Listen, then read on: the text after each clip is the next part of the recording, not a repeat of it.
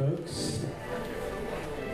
I remember now, we were going to do this, Robbie, we were going to do this on the 26th, but the room wasn't available. Tomorrow is the anniversary. Please, let's start with Roberta Kaplan. Thank you very much.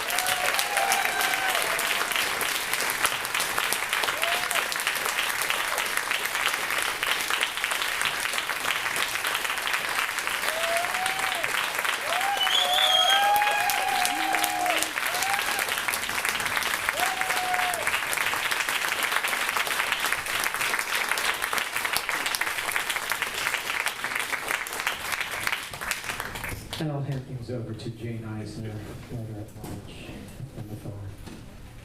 Oh, thank you all. It really, I've seen this film twice now, and it just moves me even more. Tell us a little bit about how it came about. And because you and others in the film really revealed yourselves in very deep and personal ways. So this wasn't just an incredible legal story. It was also about a lot of personal journeys. How did you feel about that? Well, I think first of all, let me give complete credit, because she deserves it, to the director of the film, Donna Zaccaro, Geraldine Ferraro's daughter, for people who don't know, who's made some amazing movies, and who on her own, I think saw Edie and I speaking somewhere, and on her own decided that she wanted to make this film. And you can see her passion and her honesty and her grit in the way the movie's made. I think, however, or in addition to that, the interplay between the personal and the political, to quote the early feminists, was almost transparent from the very beginning of the case. And even though, I like to be a very kind of cerebral lawyer and keep my head in the books and only think about the statutes or the law that I'm dealing with, I think I quickly realized that this case was about more than that. The part that was a real jump for me, because it was a part that we did not tell in the case, we focused the case on Edie's life. It's all about Edie Stupid. The story about me and Thea and the story about my own life was very much kept out of the case. And part of that, it's all about Edie Stupid, I think was at least subconsciously a reminder to me that even though Doma was having a negative impact on me, the case was about Edie, and I need to keep it about Edie. After we won, I realized that I couldn't tell the true story of the case, and I wrote a book about it. I couldn't tell that true story without telling my own story. And both the way that Edie's life and our life and my life became intertwined, and Edie and her real love for my son was so much a part of the story that I felt we had to tell it. When did the film begin? At what stage in the legal process? Not until we were done. So, I'm trying to think. Okay, the decision came out in 2013. I think Donna started working in 2014. But before Obergefell? But before Obergefell. I believe that. I'd have to check, but I believe so. And did you find that you learned new things in the process of being part of the film? Good question. Yes. To get my hair done. For sure. It's a different kind, again, it's a very different kind of storytelling, and I'm used to kind of telling stories on paper, and obviously the film is much more visual, so both in terms of myself speaking, in terms of Rachel, my wife, who you really revealed her emotions there. It's very different than what you do as a lawyer in a briefer in a courtroom. So it's been 6 years since the Windsor case, and then 4 years since, it was 2015, since Obergefell. I'm sort of stunned every time I realize how little time has passed, and yet there seems to be this just gigantic leap in our society. And am I being too optimistic about this? How do you judge the way our society has changed in these last few years? So I saw a woman do this, I kind of feel the same way. If you had asked me that question before the election of President Trump, I would have given you a pretty unqualified, positive answer. There is no question, I think, historically speaking, that no movement had achieved the kind of success with the speed that we did as the gay rights movement. That's absolutely true. And to have this kind of development in the case law happen the way it did from Windsor to Obergefell, no cases have ever developed that way ever before. On the other hand, we live in a country today, well, let me just, we're at the JCC, so I might as well be full Jewish. We're in a country today where my amazing rabbi, during her Devar Torah last week, had to talk about the mission and said, look, I understand people are worried about allusions to the Holocaust, but the mission is that we have children dying at our borders. So it's very hard for me sitting here watching this today, and this was made obviously before that, it's hard for me to kind of, the juxtaposition that we have to live with every day is obviously incredibly intense. So let's just unpack that for a minute. Why do you think that until 2016, there was this rapid growth of not just legal rights, but acceptance? I think it's, as you hear Donna and Jeff Toobin and others explain it, I think, in fact, Edie answered the question on the Supreme Court. You saw that press conference, and during the conference, one reporter asked a question, so what is it that brought about this rapid change? Because even in 2013, you could tell that the change had been rapid. And Edie said exactly right. One day, some guy got up in the morning and had the courage to get up and tell everyone he knew that he was gay. And then another, and then another. And by the time we argued Windsor in 2013, every justice on that court, every American knew someone, either as a friend, a family member, a colleague, who was gay. And that changed the ballgame. There's no question about that. We don't have that same issue with respect to other minorities in our country, right? We don't have every American who knows an undocumented immigrant or someone trying to make a sound. We don't have every American who knows and is close to an African American living in the Deep South. We don't yet have every American know and love someone who's transgender. And it's that gap in understanding and really maybe a reaction to the progress that we made that I think has resulted in the world that we live in, where we have to sue, which I'm sure we'll talk about, we have to sue Nazis about Charlottesville. So, do you think it's deep if it can be, if not turned off, then diminished by the election of just one man? I mean, this incredible sea change in our culture, how deep do you think it is? So with respect to LGBT rights, let me just kind of piece it apart, which I think is the appropriate way to do so. I think that the Windsor decision and the Obergefell decision are probably, I'm going to knock wood because I'm very superstitious, are probably okay. We have a Supreme Court right now, and you saw the justices who decided that case. Those are not the justices today. Justice Kennedy is gone. The swing vote, to the extent there's a swing vote now, is Chief Justice Roberts. He dissented vehemently in both Windsor and Obergefell. And the Supreme Court has written a number of decisions, including just yesterday and the prior weeks, in which they seem to be willing to overlook precedent or to overrule precedents in ways that is, shall I say, surprising. However, despite all that, for the reasons I just said, because they all know, and I think probably most of them have gay clerks at this point, they all know someone who's gay, I think Windsor and Obergefell will remain good law. However, I think everything else is very much at risk. I don't have to tell, I'm sure the people here, how much danger and risk the trans community is in. Horrible danger and risk. What we are going to see, and we're already seeing it, is an attempt to chip away at the equal dignity of gay people and LGBT people by this religion argument. You heard Matt Staver make it in the documentary, this religious argument that somehow, because I'm a devout Christian, or I'm a devout Jew, or I'm a devout Muslim, that means that when you come into my store and want to buy wedding cake, I don't have to sell it to you. There is a majority on the Supreme Court that I think is very open to that argument. I think you're going to see a lot of it in the coming years. Hopefully not, but at least for the meantime, right now. And I think as Jews, that's an argument that really has to concern us, not only because we believe in LGBT rights, but because the Supreme Court and the majority on the court has made it very clear that the majority religious view in this country, in their view, is Christianity, right? The Muslim guy who was on death row, he didn't get an imam before he died. And that's the kind of argument that has done great danger to Jewish people in our country and throughout history. So you mentioned Charlottesville. This is now a huge concern of yours.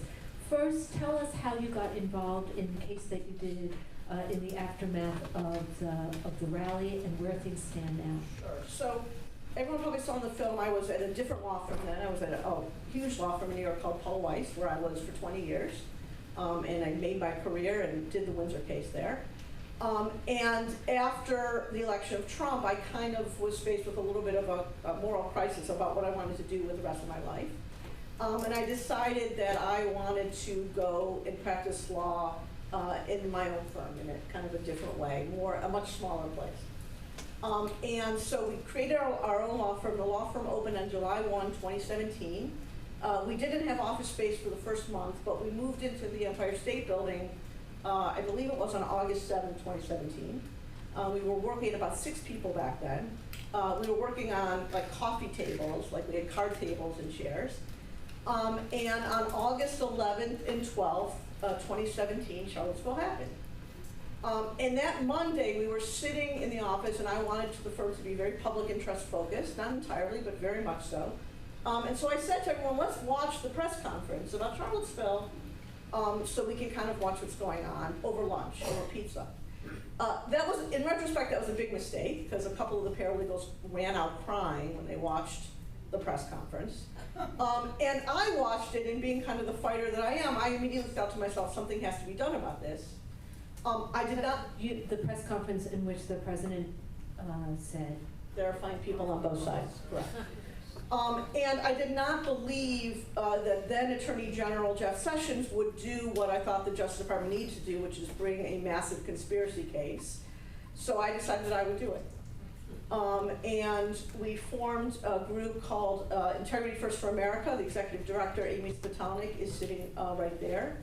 I called, I can say this now, Dahlia's okay with this. So I called a very good friend of mine, Dahlia Lithwick, who I knew, you probably all read her in Salon. Slade, excuse me. I knew that she lived in Charlottesville, so I called her and I said, Dahlia, I have this crazy idea.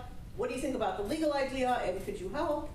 And she said, I think the legal concept is great, and yes, I will connect you to people here in Charlottesville. Here's the amazing thing. But we're actually in the process of packing up the van right now because we're moving to Brooklyn because we don't think that we can raise our 2 sons in Charlottesville anymore. They had lived there for over 20 years. So within 48 hours, 72 hours, we were on a plane. We met with a whole bunch of people. Many of those people are the plaintiffs in our case, including a very brave minister by the name of Seth Willespaway, who you see in a lot of the pictures, very tall man, wearing a clerical collar, arm in arm with Cornel West and others.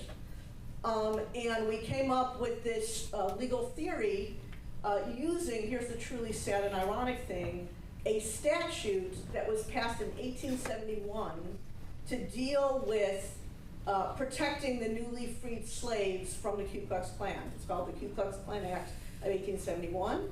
It hasn't been used that much in this country because it frankly hasn't been needed that much. It was used in the 20s when the Klan violence was very bad. It was used in the 1870s when it was first passed. And most recently it was used during the Freedom Rider cases. Those are the only really big successful cases under the Klan Act. But we thought that what happened in Charlottesville, which was not an accident, it was a premeditated conspiracy to commit violence, motivated by anti-Semitism, no question about that. We thought it was prohibited by the Klan Act. We brought a case, and that's where we are. So explain the Klan Act to us. So most of the civil rights acts that were passed after the Civil War regulate conduct by the government. So actually the statute that we sued out under Windsor, which was 1983, prevents the government from violating the Constitution. The only civil rights act that prevents private people from violating civil rights is the Klan Act of 1871, and it basically says that private persons cannot conspire together to commit violence based on what the statute says, racialized violence. So violence based on racism, anti-Semitism, or a belief that anti-Semitism and racism are wrong. And that's exactly what Charlottesville was, unfortunately. How did you find that out? I have really, really smart lawyers working for me. We have about 34 lawyers today, and all of them are really, really, really, really. So this is a federal act, not just a state one? It's a federal act that was passed to implement the 13th Amendment. The 13th Amendment prohibits slavery, and this was one of the implementing statutes of the 13th Amendment. So now lead us through what happened. You filed a suit. So we filed a case. It was a little, that very first weekend we were down there, it was people were really in a state of shock, and it was scary. We would meet with people, and they would kind of look to see where they were followed or not. I think that feeling, particularly at the synagogue in Charlottesville, actually still exists today. But we met with a whole bunch of people, and we told each of the people that we met with, look, if your goal in this case is to get a lot of money, this isn't the case for you. Because we are going to be suing the leaders of this movement. I don't know whether they have any money today, but by the time we get to judgment, they won't have any money. And if you need money, which we understand, we're not giving an opinion. Maybe you have a case against the police for negligence. Maybe you have a case against UVA for Friday night and kind of not seeing what was going on Friday night. But you should do that case, but you can't be in our case. And every one of the plaintiffs in our case agreed to stand in, including, there's a famous Pulitzer Prize-winning photo of a very large African-American man being hurled over the car as Fields ran into the protesters. He's a plaintiff in our case. His then fiance is a plaintiff in our case. The students that were standing around the Jefferson Memorial at UVA on Friday night, 2 of them are plaintiffs in our case. These are all really brave people. But it is scary. I got a death threat last week. That's not the first. There have been a lot. Our offices are in Empire State Building for a reason, because it's the safest, literally the safest building in New York City, and very hard to get to. And there are a lot of plainclothes policemen walking around all the time. It is very scary, and it is scarier just for the lawyers. It's scarier for our plaintiffs. So the case is proceeding. They filed a motion to dismiss early, saying that we couldn't proceed because they had a complete First Amendment right to say what they said and to do what they did, and therefore we couldn't sue them. The judge quite rightly said, look, you may have a First Amendment right to believe in Nazism, but you don't have a First Amendment right to bam someone over the head based on Nazism, or to drive a car into a crowd based on Nazism. So we won that motion. We're in the midst of discovery, which has been, to say it's been frustrating would be the understatement of the year. These guys basically they really are Nazis. That's what they call themselves. They will not, up till now, have not really been willing to accept the authority of the court. They have not produced a single document to us. We finally had the judge in Virginia order bench warrants for their arrest, so that hopefully we will be getting their documents soon. We will then take their depositions all under oath, and I think we'll be in trial, my guess is mid-2020. So help me understand the connection between the Charlottesville case and the Windsor case. So, I think they're completely connected. I think that what the Windsor case was about, and what Justice Kennedy, the phrase he used in his opinion, I think 12 times, was dignity. He kept saying the word dignity over and over again, and it was about equal dignity. What the risk that the radical, violent alt-right, I hate to say alt-right because there's nothing alt about it other than they use technology, but the risk that they present to our country is to the dignity of every American citizen, whether you're Jewish, African American, doesn't matter, immigrant, Muslim, doesn't matter. And we have to now, in a way that I never would have expected when that movie was made, honestly, we have to fight, once again, to protect the dignity of our fellow Americans. And I didn't think we would ever get to this place, but we're there now. And I will do everything in my power to keep up that fight. And I think, frankly, again, here at the JCC, as Jews, many of us are Jews, we need to understand that that's our duty, too, as Jews. The one thing, it's very hard to shock me, because I've been a lawyer for so long.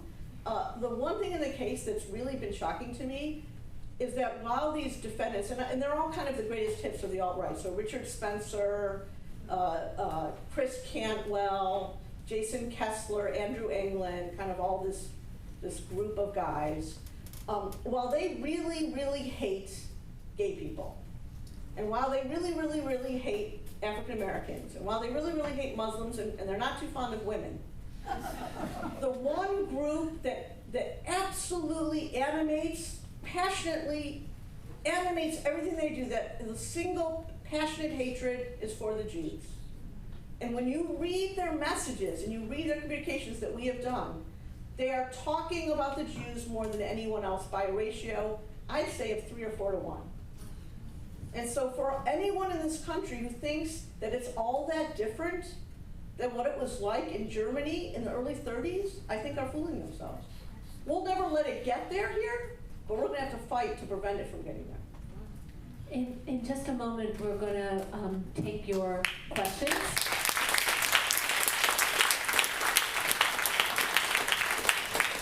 I should say, now that I have really smart lawyers working for me, but a bunch of them are sitting here in the audience, including a whole bunch of summer associates. And so, just to pick up on what you alluded to at the moments ago, where do you see the Jewish community in this fight? So my wife Rachel, who you saw in the movie, her mother's sister married the son of Sigmund Warburg.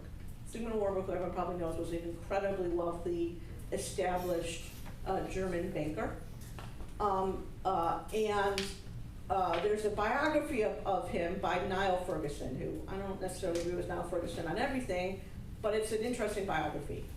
And in that biography, he's got a whole chapter that is devoted to what George Warburg thought about Hitler in the early 30s. And I have to tell you, it is shockingly familiar to what you hear people say today. This is what he said. He said, oh, it's just a stunt.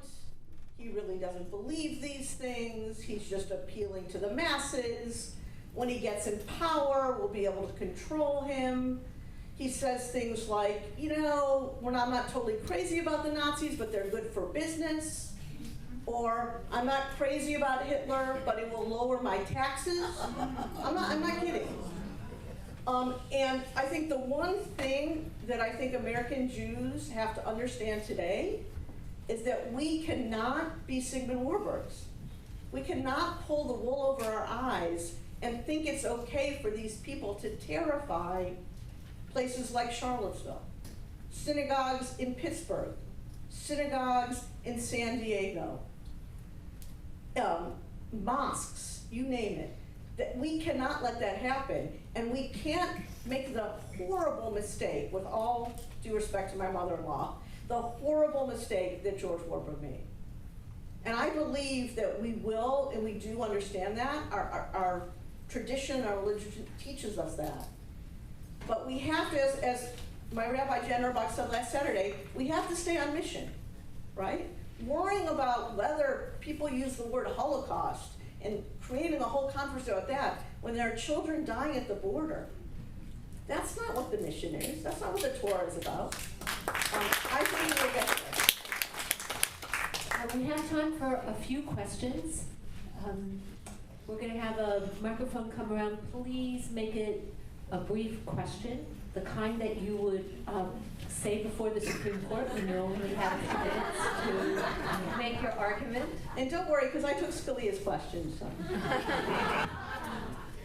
Hi, I'm Pat Morgan. And on Facebook, there are a number of groups of people who are so totally on the right, Jewish individuals, who believe that Trump is excellent for Jews, who gave permission to his daughter to give up Jesus, and they support him in every way. Now, when you try to talk about with the individuals about progressive Jews who support boycott, divest, and I can't remember what the S stands for, BDS. So, can we get to the question, sir? Okay. How do we bring about getting these individuals to check the reality that Trump is not our friend, that the Republicans are not our friends, and that these individuals do not see the growing Nazism and the fascism. So I'm not going to speak directly about President Trump, in part because the jurors in my case in Western District of Virginia will very likely all be Trump voters. So in another forum I can have a political discussion with you about that. That's not what I'm going to discuss about. But what I can tell you, and this was actually amazing, is that Amy and I had a meeting today, just this afternoon in my office, with an Israeli gentleman who has spent his entire career following radical Islam and following terrorism and radicals among imams and other radical Islam that encourages violence against the Jews. And this man, who gets most of his funding, obviously from people on the right wing, has decided that his organization now needs to get the word out about the radical, fanatical right in the United States of America. To me, that was a very moving moment. We obviously applauded him in those efforts and will help him do that. But this kind of the scary thing about what's going on today is the radicals on both sides are kind of getting together. They both kind of want the same thing, which is to kill people. And what's important for us in the middle is to see the distinctions and to get the word out that this is, at least in the United States of America, this today is really a threat. No question about it. Thank you. Yes. While I understand, I'm Sandra Abramson. Thank you very much for everything you've done. While I understand that you believe that the Windsor case and the Obergefell case may not be in danger, my fear is that every case is in danger at this point, and that while we're fighting all of the new pieces, that the protection of what we used to call settled law has to go on as well. What's your position on that? Look, I can't, I mean, we all have to hope and pray. I have our concern. We are certainly seeing a derogation of settled precedent. Justice Kagan just wrote about it, I think, a couple days ago, in ways that none of us thought would ever happen. They certainly could apply that same principle to Obergefell and Windsor. Most of the judges on the court who are sitting voted in the dissent at this point. I have to hope that the justices, with respect to Obergefell and Windsor, are going to be concerned about the integrity of the court.